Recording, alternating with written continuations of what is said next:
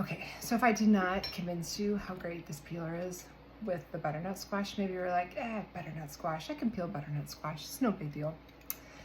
I should have showed you this before I cut it up. I really like squash, and we used to buy squash from this really great squash farm out by Nashville, Indiana, Kelp's Squash Farm. If you ever drive out 46 from 65 over towards Nashville, I think it's still open, and this man has any squash you could want, but it's too far now. So I get some of my squash from Tuttle's, and they had this big old, this thing was actually like twice as long. You can see it's like as wide as me here. It was like twice as long. It was $5. It was like the best deal for squash, but it has a very hard to peel skin. And I laughed because I was going to show you, and then I took the peeler, and it was kind of funny because it can't reach the skin. So I was like, oh, this stuff's too tough for this peeler anyway, and I've been hacking away at it with a knife.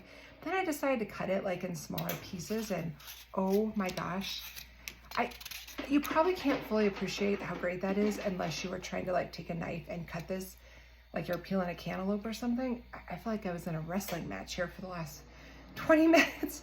I feel like I got a lot of squash cut up.